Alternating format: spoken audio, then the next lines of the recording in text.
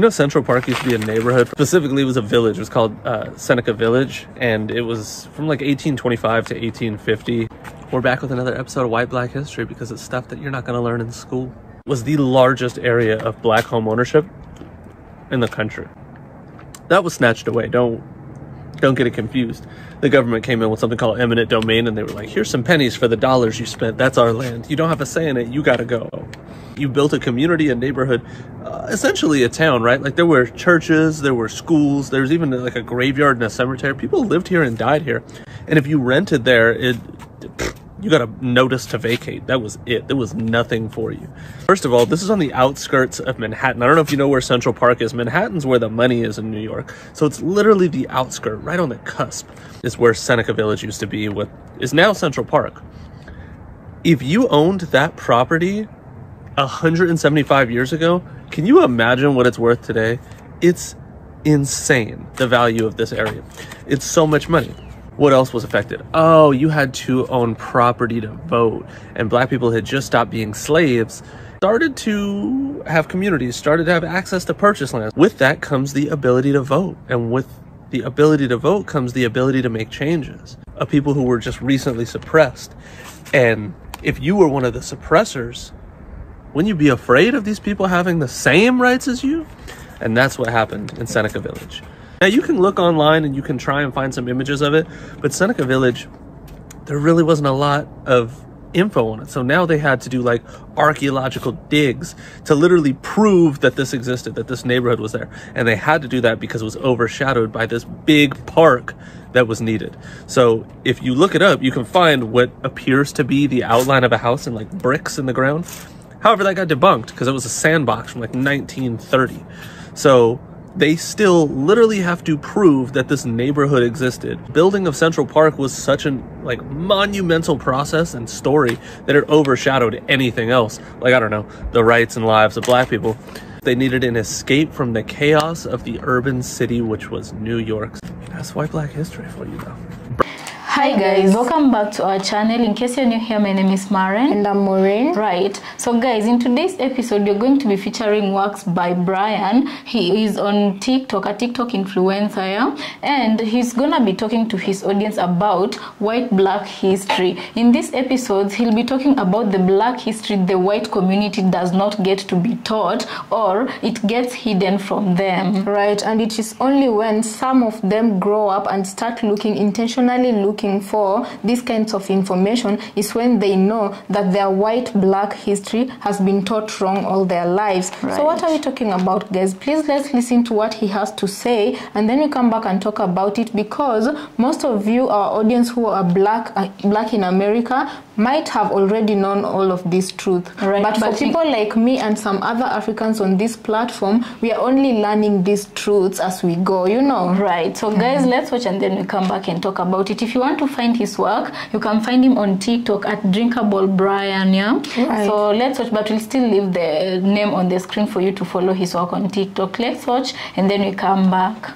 Burnt down these black neighborhoods, but they also burnt down a black newspaper. Today we're going to talk about the Wilmington Massacre that happened in North Carolina in 1898. I think it was November 10th. Some more white black history for you, things you weren't taught in school.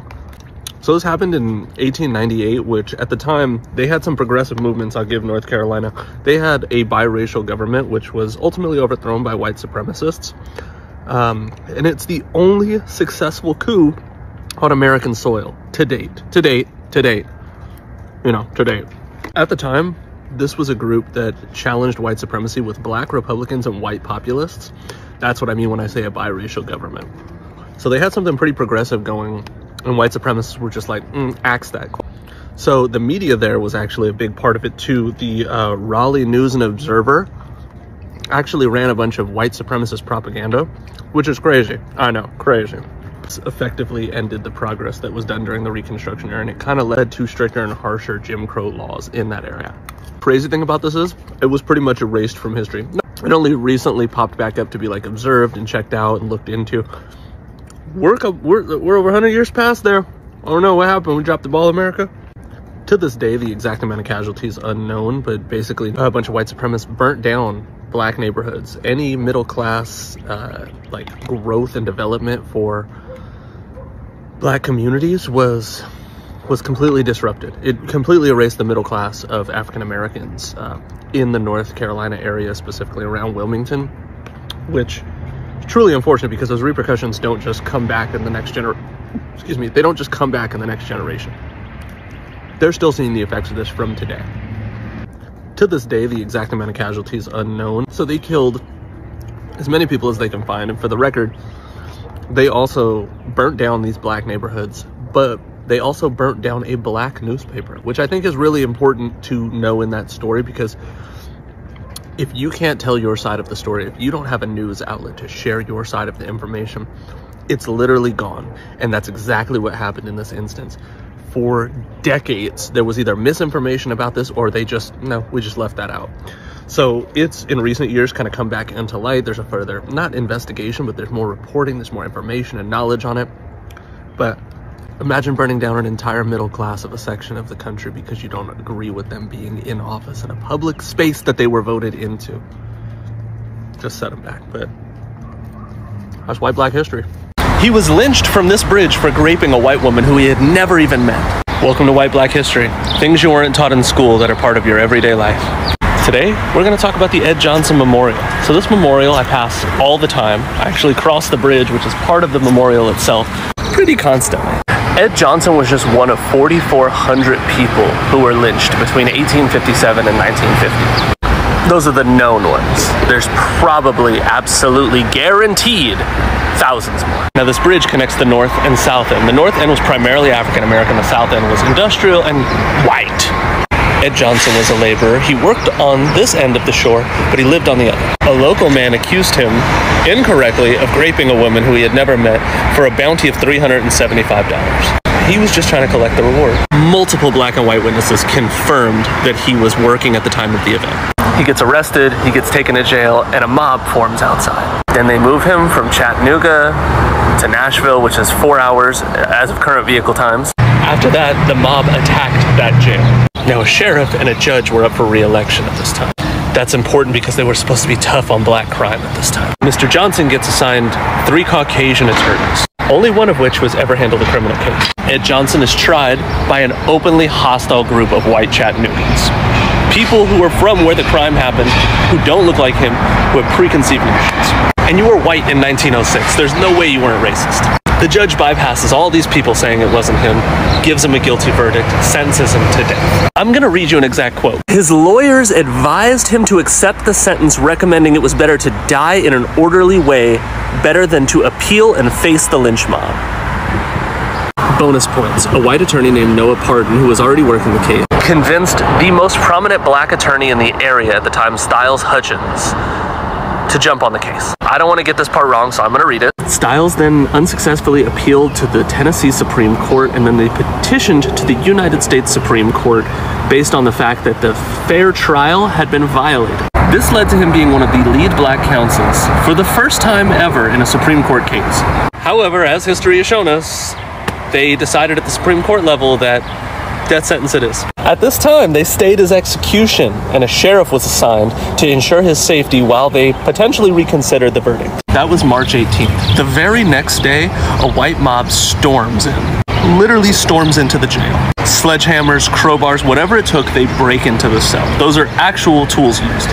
They dragged Ed Johnson 6 blocks, bound in rope, to hang him from this bridge, only to unload all of their rifles into him as he hung until their rifles severed the rope. I'm going to read you this last part.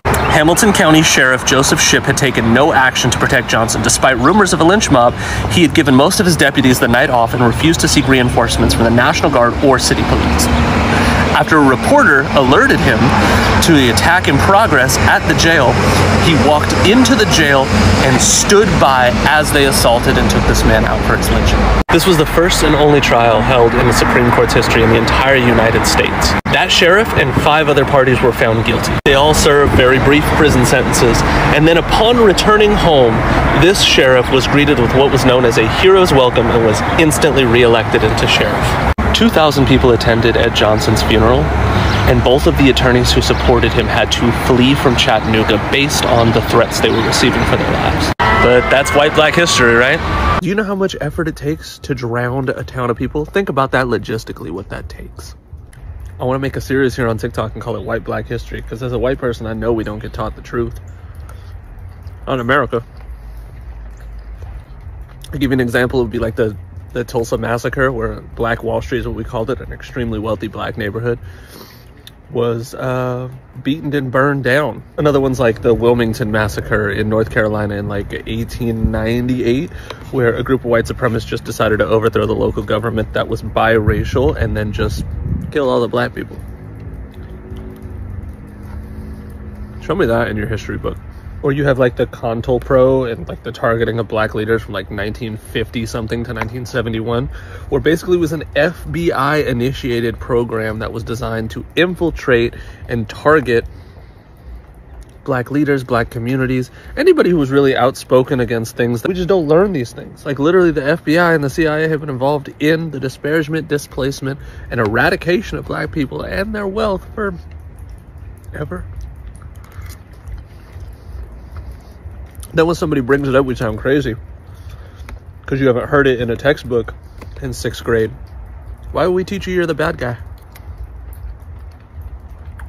It's crazy. It's crazy the amount of things that we don't get taught that are actual things. There was several black towns that were drowned. Drowned. Think about that for a minute. Do you know how much work and effort it takes to drown a town because you don't like what they look like? Oscarville, Georgia, Choctaw City, Alabama, Seneca Village in New York, more recent, Cowalinga, Alabama, Freedman's Towns in Texas. So guys, welcome back. Let us know what you think about this episode on the comment section, right? You know, everything that Brian mentioned in this episode here feels to me like it's just more evidence of the palm-colored people trying to put black people down at whatever cost for whatever reason. The black community builds and they destroy. And you know, now that you mentioned that, Brian says that white people are not taught the right history of what happened to black people. And this being that already some information about black history and the Black History Month is was in America. But right now with Trump taking office, all this history will also become even more diluted and more people like him who will want to find out the truth for themselves.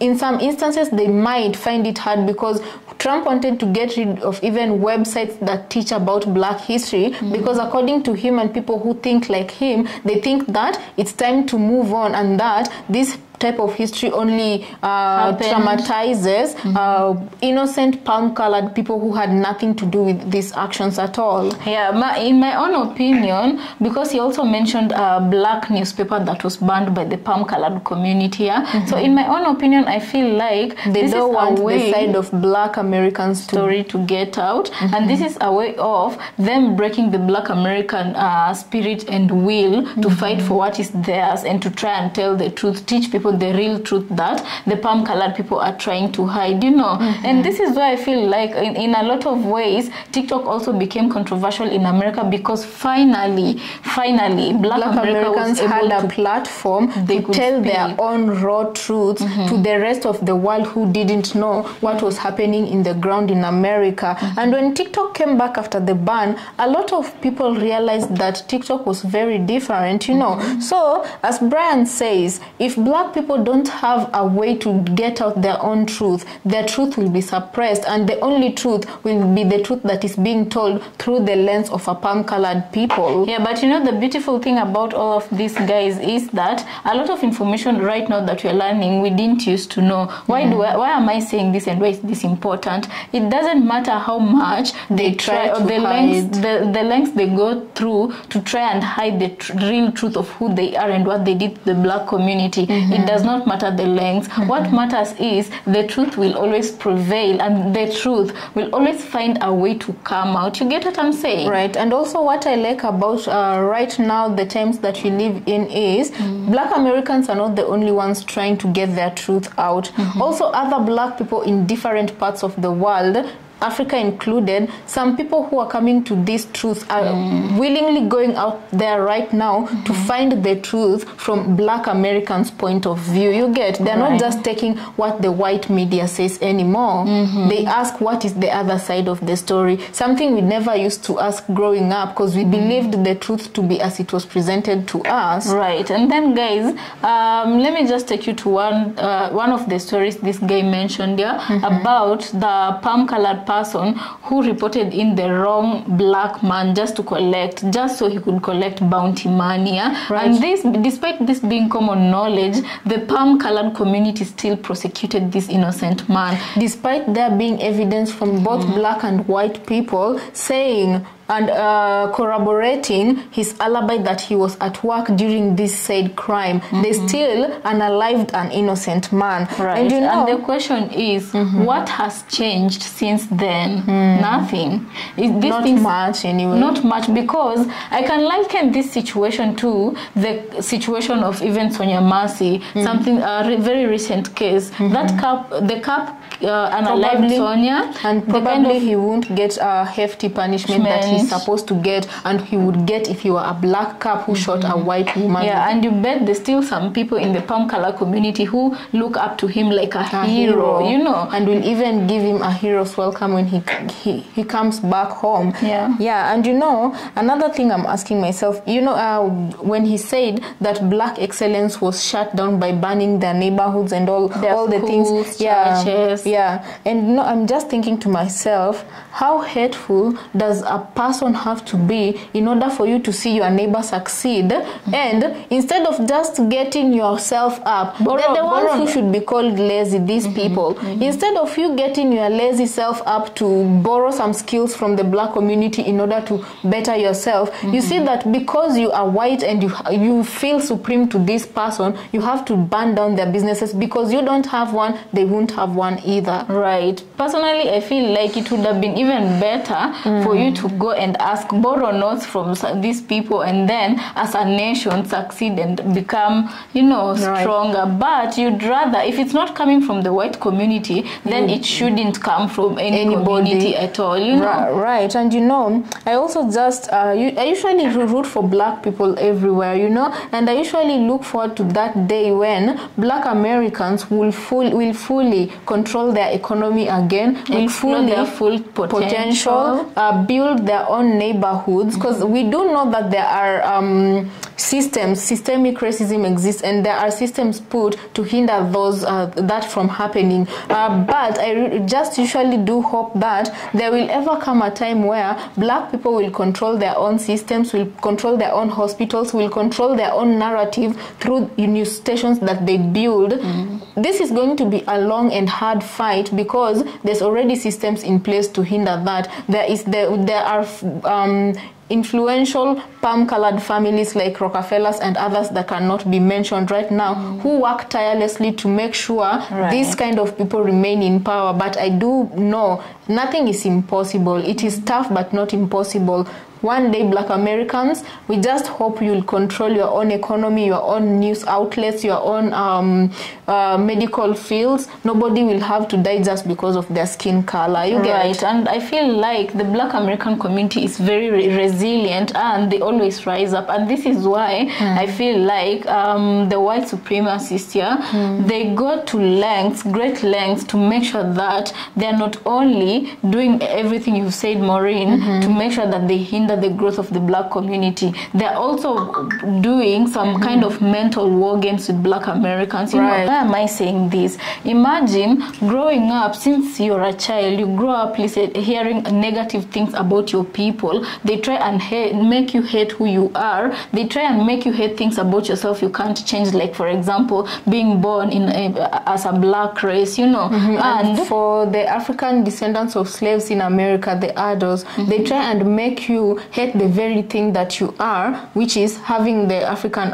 ancestry, because they don't teach you the beautiful culture your ancestors carried to America. You know, when they plaited hair, they used that art to literally draw maps in order for them to escape. Do you want to tell me that palm-colored people can bear such minds? Do you think they can have such minds to draw maps on hairs, on beautiful hairs? Right. They don't teach you about the first university ever to be built in Africa and the African brains behind it. They don't teach you about the great heroes from Africa, the King Mansa Musa. They don't teach you about such figures, you know. Now that you've mentioned that, guys, do you know, I have lived in Kenya right now.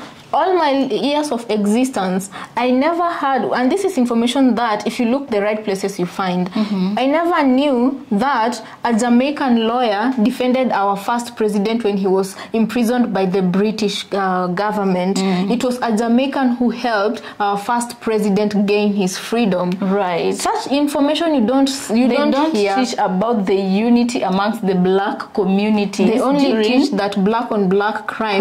Yet when white on white crime happens, when little kids, little palm-colored kids pick up pupils to go shoot up a school, they just say that he is a kid who needs from mental, the gentle treatment of psychiatrists and whatnot. Yet when it is a black child, they'll say how much of a terrorist they are, and if they have roots to Africa, they came from this and that country as in they just misrepresent everything by how they are presenting their news. Yeah, and that is what I'm calling mental war games with they're playing with black people. Because can you imagine, guys, if you got to know early in time how melanin was something very important, because them they already know this information. They already knew since the 90s. It's why they're making black people hate themselves to the point where a few black people from different communities, be it Jamaica, Africa, where they bleach their skin in order to get rid of that melanin. The very same melanin that people from black community go missing just so it could fund some nefarious organizations plan to, you know, do some nefarious activities. Yeah. So guys, that being said, we just want to ask you to let us know in the comment section, what do you think about this episode, right? And we are very happy that you got to join us. You took your time to spend time with us on this episode and listen to what we had to present here. Right. So consider subscribing if you're new to our channel. Let us know what you think about this comment, and we'll see you on our next episode.